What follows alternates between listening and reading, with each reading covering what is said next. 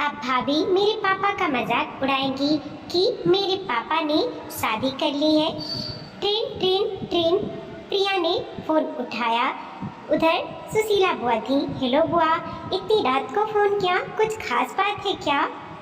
खास है ही प्रिया, तुमसे तो बताने में भी डर लग रहा है। बुआ पहेलियां मत बुझाओ, साफ साफ बताओ क्या हुआ।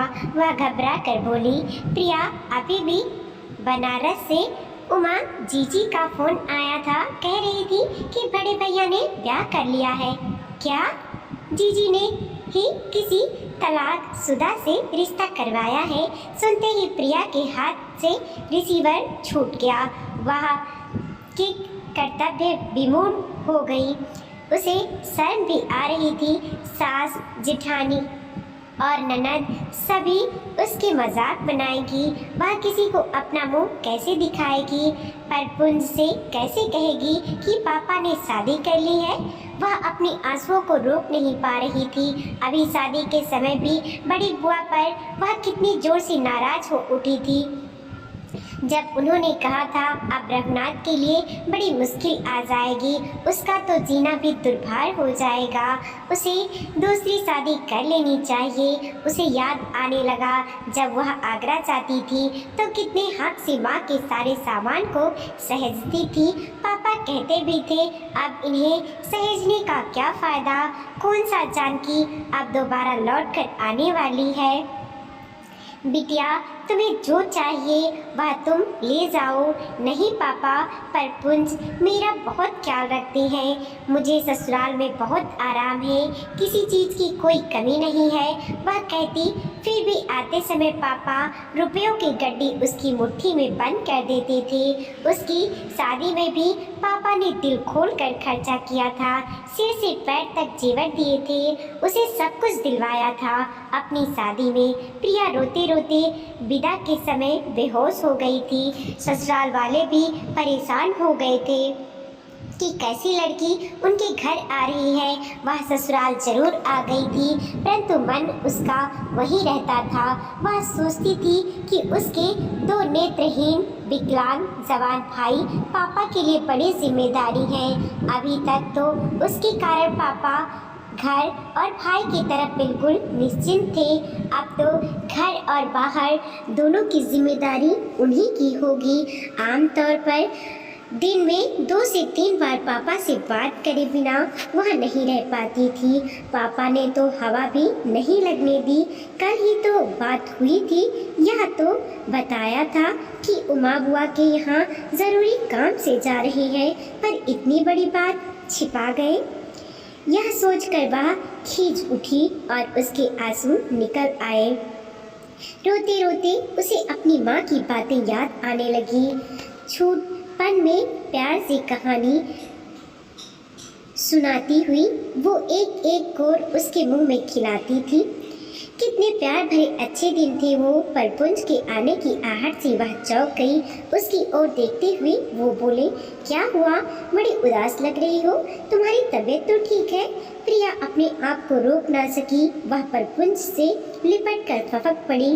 परपुंज उसे चुप कराने का प्रयास कर रहे थे, परंतु प्रिया की सिसकी एक ही रुक ही नहीं रही थी। काफी देर के बाद वह बोली, प्रपुंज पापा ने शादी कर ली है। प्रपुंज आश्चर्य से बोले, क्या? पापा को इस बुढ़ापे में क्या सूझी? प्रिया, पापा ने दूल्हा बनते समय बालों में डाई लगा ली होगी ना। सफ़ेद बालों में पापा दूल्हा बनकर कैसे लग रहे होंगे? प्रिया फिर से सिसकने लगी। छोड़ो यार, आओ हम दोनों भी पापा की शादी की खुशी मनाएं। परपुंज ने माहौल थोड़ा हल्का करने का प्रयास किया। क्रोधित होकर प्रिया पैर पटकती हुई कमरे से बाहर चली गई। काफ़ी वाद विवाद के बाद दोनों में तय हुआ कि वो पापा से सारे संबंध तोड़ लेंगे। रात को सोते समय भी प्रिया सोचने लगी, महीने भर पहले ही तो वह चचेरी बहन रोली की शादी में गई थी, तो तभी बड़ी बुआ कह रही थी, भैया की ज़िंदगी में तो मुसीबत ही मुसीबत है। घरवाली के बिना घर सूना है, कोई थाली परोसने वाला तो चाहिए ही। सुनते ही प्रिया नाराज हो उठी थी। आप कहना क्या चाह रही है? पापा क्या इस उम्र में शादी करेंगे? बुआ बोली। तो क्या हुआ, आगे की जिंदगी आसान हो जाएगी। लड़कों को तो भी कोई देखभाल करने वाला चाहिए। उनका इशारा उसके नेत्रहीन विकलांग जवान भाइयों की ओर था। वह क्रोध से तिलमिलाती हुई पापा के पास पहुंची थी।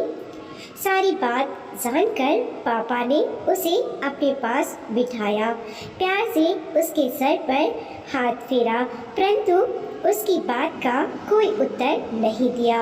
उसकी चुप्पी उसे चुभ गई थी। वह पापा से नाराज हो गई थी, पर पुंज ने उससे रास्ते में कई बार पूछा भी कि क्यों नाराज हो, लेकिन वह क्या बताती।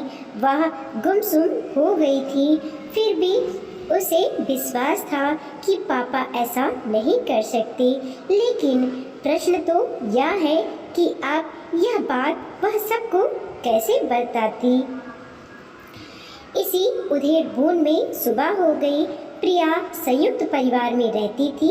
सास से उसे माँ का प्यार मिला था। जिठानी रीता भाभी से भी उसकी भी पटती थी। हाँ, बच्चों के कारण कभी कभी आपस में खींचतान हो जाती थी। पापा जो सामान उसे देते उसको देखकर भाभी को ईर्ष्या अवश्य होती थी, परंतु वो उसके चेहरे या व्यवहार पर नहीं आने देती। यह बात प्रिया जानती थी।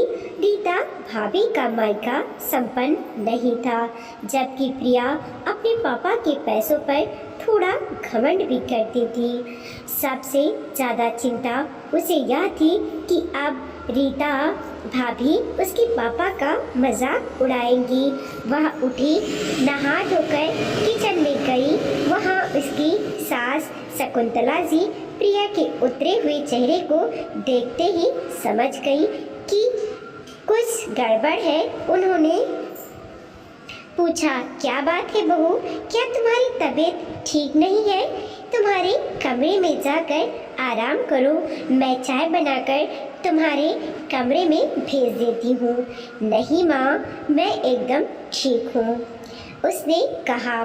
रीता जिठानी भाभी ने कई बार जानने का प्रयास किया, पर वह कुछ न बोली।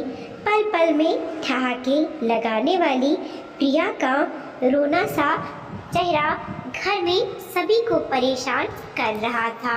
शकुंतला जी ने परपंच से भी पूछा, प्रिया क्यों परेशान है? क्या तुमसे झगड़ा हुआ है?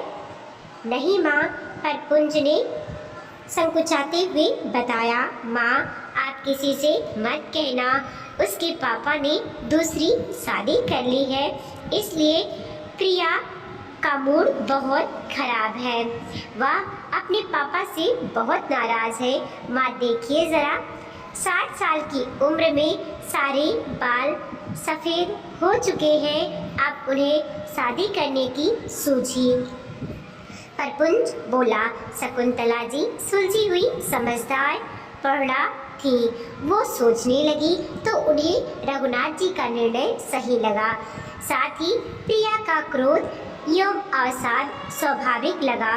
परपुंज के जाने के बाद उन्होंने स्वयं अपने हाथों से चाय बनाई, प्लेट में गरम गरम आलू के पराठे रखे। वह प्रिया का पसंदीदा नाश्ता था। वह स्वयं नाश्ता ले कर प्रिया के कमरे में पहुंची। प्रिया उदास लेटी थी। उसे देखते ही हड़बड़ा कर उठ गई। उसकी सूजी हुई लाल आंखें उसके मन का हाल बता रही थी। शकुंतला जी बोली, लो पहले नाश्ता करो, फिर बात करेंगे। प्रिया उनके आग्रह को ठुकरा ना सकी। उसने चुपचाप सिर झुकाकर नाश्ता कर लिया। वह जब से ससुराल आई थी, सास से उसको माँ का प्यार मिला था। निश्चल प्रिया अपने दिल की हर बात शकुंतला जी से कह देती थी। जब वह नाश्ता कर चुकी तो उन्होंने उससे पूछा, क्या बात है? प्रिया अपने को संभाल ना पाई, वह फूट फूट कर रोने लगी। सिसकती हुई वह बोली, माँ, पापा से ने शादी कर ली है। शकुंतला जी ने उसे गले से लगा लिया और प्यार से उसका सिर सहलाया। फिर बोली, बेटी धीरज रखो, यदि पापा ने शादी कर ली है तो तुम दुखी क्यों हो? तुम्हें तो खुश होना चाहिए। अपने पापा की स्थिति को समझने की कोशिश करो। तुम्हारे पापा की ढलती उम्र है, उनके ऊपर तुम्हारे 2 नेत्रहीन विकलांग जवान भाइयों की जिम्मेदारी है, जो स्वयं कुछ भी करने लायक नहीं है। तुम स्वयं सोचो, उनको वो किस तरह से संभालेंगी। तुमने मुझे कई बार बताया है कि आया सामान चुरा कर ले जाती है, अक्सर छुट्टी भी कर लेती है, इसलिए पापा को ब्रेड खाकर गुजारना करना पड़ता है। कभी कभी तो भूखे भी सो जाते हैं, कभी कभी कच्चा पक्का पकाकर भाइयों को खिला देते हैं, कभी दूध पीकर ही सो जाते हैं। इन सब से छुटकारा पाने का इससे अच्छा उपाय हो ही नहीं सकता। तुम्हारे क्रोध उचित है। यदि मैं तुम्हारी जगह होती तो शायद मेरी भी यही प्रतिक्रिया होती। परंतु बेटी, बचपना छोड़ो, अपने मन पर नियंत्रण रखो। क्रोध एवं पश्चाताप की कोई आवश्यकता ही नहीं है। तुम्हारे पिता ने तुम्हारे प्रति सारे कर्तव्य पूरे किए हैं, उन्हें अपने तरह से जीने दो। शांत मन से विचार करो। वो उस तरह से समझाती रही। प्रिया के मन की क्रोध रूपी धूल थोड़ी साफ होने लगी। थकी हुई प्रिया की झपकी लग गई थी। उसने स्वप्न में देखा कि मम्मी उसके सर पर प्यार से हाथ फेर रही है, उसके आंसू पोंछ रही है। वह चौंक कर उठ बैठी। अपने मन के बोझ को वह थोड़ा हल्का हल्का महसूस कर रही थी। वह नीचे जाकर गृहस्थी के कामों में लग गई, पर अब वह उदास और गंभीर रहने लगी थी। बात बात पर खिलखिलाने वाली प्रिया घर वालों से खिंची खिंची रहती थी, बच्चों से भी ज़्यादा बात नहीं करती थी। रीता भाभी ने उसे बड़े प्यार से समझाया, प्रिया, तुम्हारी बुआ ने तुम्हारा बोझ हल्का किया है। अब तुम्हें हर समय परेशान रहने की ज़रूरत नहीं है। तुम्हारे पापा और भाइयों की देखभाल करने वाला वहाँ कोई है, इसलिए तुम्हें स्वयं पहल एवं प्रयास करना चाहिए। खैर, अब अपने पापा से सामान्य रूप से बात करो। अपनी नई माँ से मिलने जाओ। जो हो रहा है या हो चुका है उसे स्वीकार करो, इसके अतिरिक्त कोई उपाय नहीं है। रीता भाभी की बातें उसे अच्छी तो लगी, परंतु वह पापा से बात करने का मन ना बना सकी। 1 हफ्ते के बाद सुशीला बुआ उससे मिलने आई। वह उसको देखते ही लिपट कर गले मिली। उसकी आंखें भर आई थी।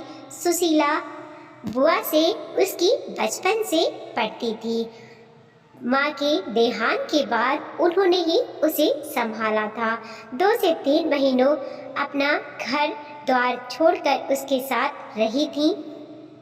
उसको प्यार से समझाती रहती थी। उनकी गोद में सिर रखकर वह घंटों आंसू बहाती रहती थी। बुआ ने ही उसकी हिम्मत बंधाई थी, उसे जीना सिखाया था। सबसे अधिक बुआ की इसीलिए एहसानमंद है क्योंकि उन्होंने ही उसका रिश्ता प्रपंच से करवाया था। उनसे वह घंटों फोन पर बातें करती थी, दिल की सारी बातें कहती थी। घर में भी पास में ही था, इसलिए जब तक वह उनके घर भी जाती रहती थी। अरे पगली, क्या हुआ?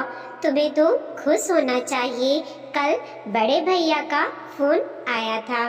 कह रहे थे कि प्रिया से कैसे बात करूं, वह मुझसे बहुत नाराज है, बचपन से ही वह जिद्दी है। और क्या कह रहे थे पापा? बस तुम सबके बारे में पूछ रहे थे। मुझसे बोले कि तुम प्रिया से मिल आओ, सबके हाल चाल ले आओ, प्रिया को समझाने की कोशिश करो, वह अपना गुस्सा छोड़ दे। बुआ ने बताया। कुछ देर बैठकर बुआ अपने घर लौट गईं। धीरे धीरे प्रिया ने अपने मन को समझा लिया। पापा की शादी की बात मन से निकाल अपनी गृहस्थी में रम गई थी। लगभग 3 महीने हो चुके थे। ना तो पापा का फोन उसके पास आया था, ना उसने खुद किया था। वह उन्हें याद तो हर पल करती थी, परंतु उसकी जिद बाप बेटी के बीच में बाधा बनी हुई थी। एक दिन अचानक बड़ी बुआ उसके घर उनसे मिलने आई। मन ही मन वह बुआ से नाराज थी। उन्हें देखकर सोचा, सारा किया धरा तो इन्हीं का है, अब आई है प्यार जताने को। बुआ उसके लिए बहुत सारा सामान लाई थी। प्रिया ने देखा, गोलू के लिए एक सुंदर सी ड्रेस थी, परपुंज के लिए शर्ट थी, उसके लिए साड़ी थी, एक पेटी आम की थी, घर के बने मेवे के लड्डू और मठरी। वह हैरानी से सब सामान देख रही थी। उसे विश्वास नहीं हो रहा था कि यह सब बुआ लाई है। आज बुआ इतना लाड क्यों दिखा रही है? वह बुआ से पूछना चाह रही थी। अचानक ही उसकी निगाह उस थैले पर पड़ गई जिसमें से बुआ ने लड्डू मटरी का डिब्बा निकाला था। क्षण भर में ही वह सब समझ गई। यह थैली वही है जिसे लेकर पापा हमेशा बाजार जाते थे।